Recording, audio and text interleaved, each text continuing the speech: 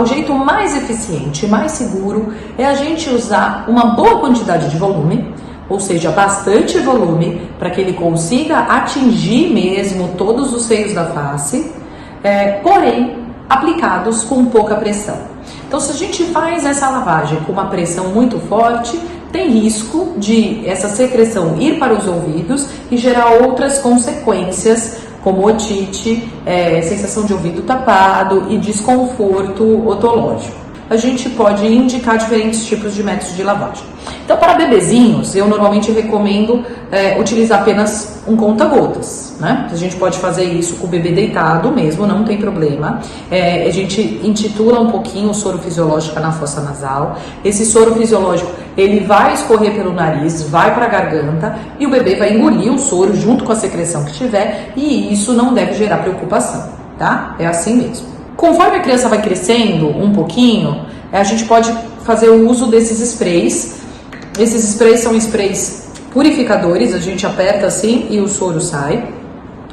Já dá para usar isso também em bebês. E eu também recomendo quando o ar está seco e a gente quer fazer apenas uma umidificação da via aérea, mas não necessariamente uma lavagem efetiva para quadros de muita secreção. Então, esse daqui seria um método eficiente quando a gente quer umidificar, mas não tirar a secreção presa no nariz.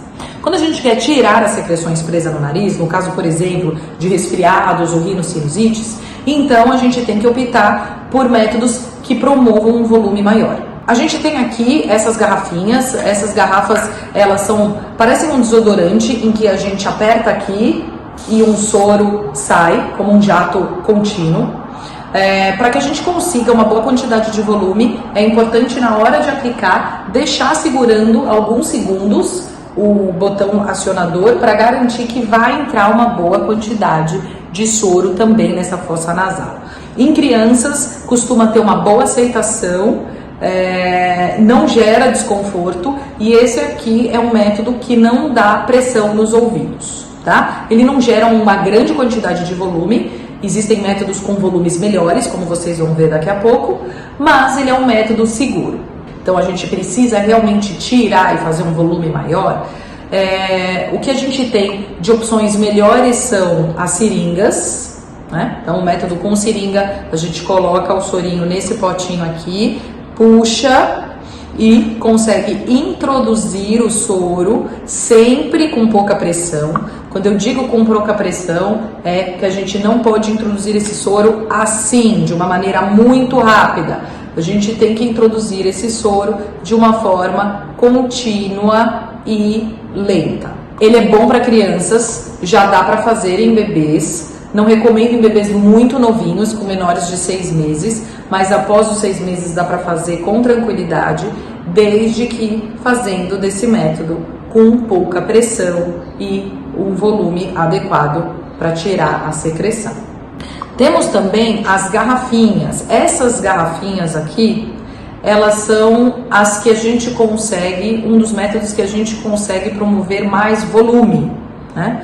Então, para que a gente consiga usar, a gente enche essa garrafinha com água filtrada e adiciona um sachê, tá? Esse sachê você consegue comprar separadamente em farmácias.